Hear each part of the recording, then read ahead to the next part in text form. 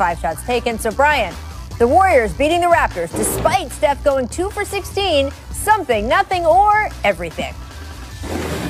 This has got to be everything, because if you'd have told me 10 days ago that the Warriors could have won a game that Steph shot like this, much less have been within 10 or 15, I would have told you no way. They have improved so much over this last, this homestand, really. Andrew Wiggins has played so much better, and the return of Draymond Green made this possible, and great win. Got to take off your hat to them. Yeah, this is everything, because Steph Curry built up their confidence with his play. He said, I can carry us to a certain point. Those guys felt good about their roles. And when Steph Curry couldn't get it done for him, he had put enough confidence in these guys that they stepped up and carried the torch for him and got it. This is a great victory for Golden State. And you can't forget, Draymond Green is a champion.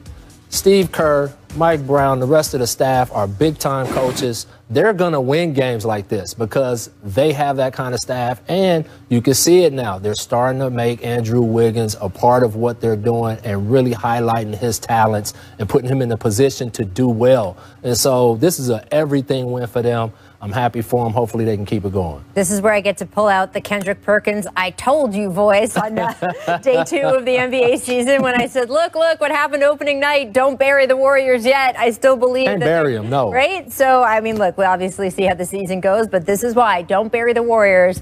They have a lot going on that team. Carry on. That is good. Exactly. Carry on, as our friend Kendrick would say. Next up, LaMelo Ball became the youngest player in league history to record a triple-double, 22 points, 12 rebounds, 11 assists for the Hornets, their 3rd straight win. That was Saturday. Now, here he is after the game on what's helped him when it comes to rebounding. Take a listen.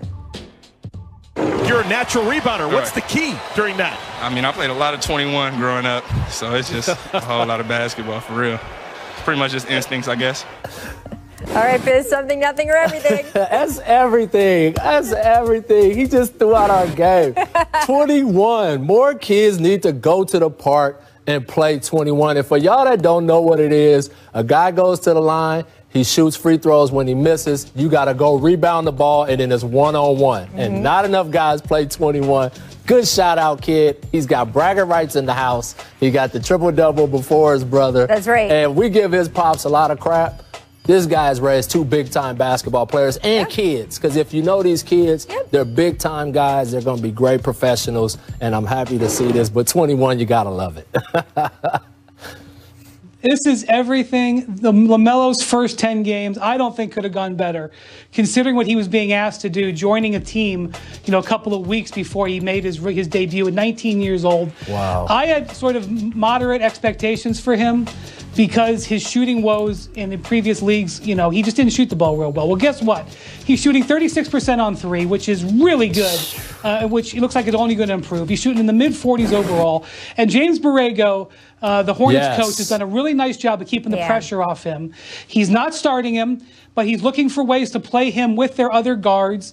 And they're 5-5. They've had some injuries, but I think he's done a great job. And I think LaMelo is off to I would give him an A.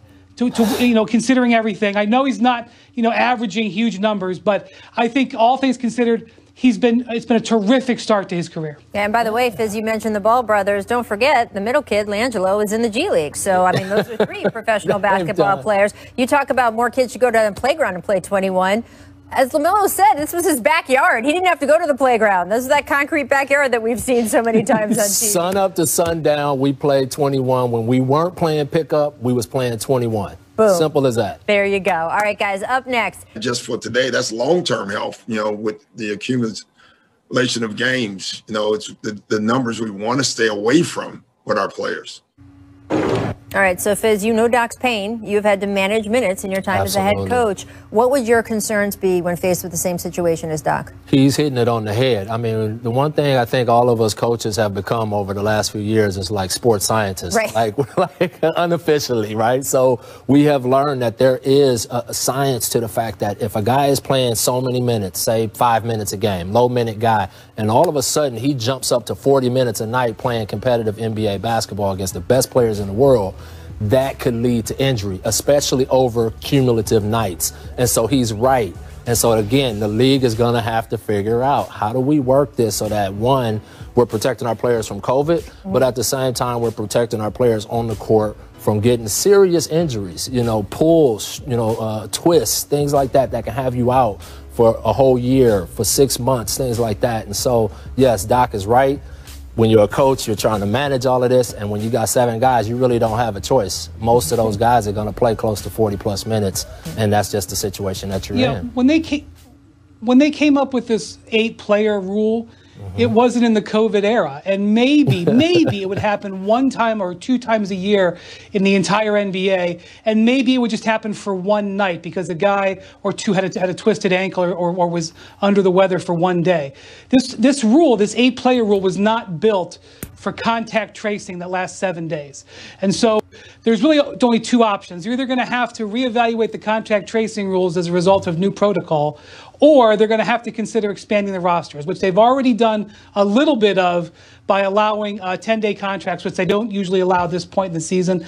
We've seen a couple of teams sign hardship players.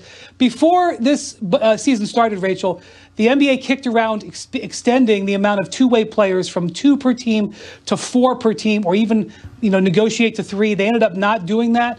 They may have to relook at that to give a little bit more of a buffer. Yeah, and look, that's complicated too, right, Brian? Because I was listening to the Hoop Collective podcast on the way into work today. It's excellent. I recommend it to everyone. And you and Tim Bontemps and Royce Young were discussing a team like Boston had 14 players available when they went to bed and 8 players available when they wake up the next day because of contact tracing concerns. And so you couldn't get, even if you had those expanded rosters, right, could you get the guys you would need in the right place at the right time for the game? Well, you might be able to, but you can't just sign the guy off the street. Like in the past, we've seen guys sign at 10 a.m. and start at 7:30. Now a player would have to go through a quarantine. You can't just sign them. So even getting a new player takes days. So you would ideally like to have those players healthy. But again, if they're ensnared in contract tracing, you're in the same boat. The Major League Baseball had this sort of taxi squad where they had like guys located down the road sort of playing simulated games, and that helped them grease the skids. I don't know if the NBA could look at something like that, but the G League is headed towards a bubble, and even that has issues because even if you plucked players out of the bubble who are playing well and healthy and ready and in shape, they would have to quarantine because they'd have to travel from Orlando to join the team wherever they are. This is just really complicated. The league is going day by day. Yep, and of course, if you do expand the rosters and those guys are in your traveling party, it means that you might be more open to contact tracing issues because that's one more guy who might be bringing COVID into the group. It is complicated. All right, coming up, we're going to talk Spurs Wolves from Saturday. First, DeMar DeRozan going down the lane for the Okay, D. And then Nice. touchdown one. So Fizz, which was more impressive? That was a pretty impressive play right there. I mean, off the... Oh, okay. I'm going with the dunk, though. The behind the back. I mean, that's tough. Off the good. wrong leg. Put that English on the ball so it spin off the glass, but I like that. I like in traffic, over the top. Boom. That's nice. I mean, that was powerful, but the dribble approach was great. I like can't it, do either, B. so they impressed both. I like it. Both impressed me. Missed dehydration. Kawhi shed the mask and dropped 21 third-quarter points, and the Clippers come from behind win. He also held 2 water bottles at once. This was not Paul Pierce style. He actually held them in his hand. One hand, 2 water bottles at one time. Brian, why hold one when you can hold 2, right? Well, Rachel, this appears to be sparkling and flat, and that everybody knows a good meal, you should have a bottle of both. I can't even get my hand around this entire cup. That's ridiculous. I mean, the guy just had 2 water bottles holding in his hand. I mean, that is unbelievable.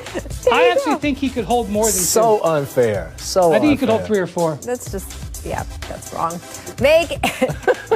He had finger slack. Ambidexterity. Say that 4 times fast. Lakers Rockets off the miss. LeBron snaring it with his left. Hurls the pass.